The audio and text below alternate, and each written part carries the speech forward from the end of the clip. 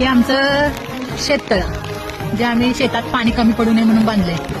त्यामध्ये पाणी साठवून ठेवायचं, कारण कमी पडलं तर त्यातला वापर होतोय. आणि हे बघा, हे आमचं नॅचरल तळ, जे पावसाच्या मेहरबानीनं बनलं गेलंय.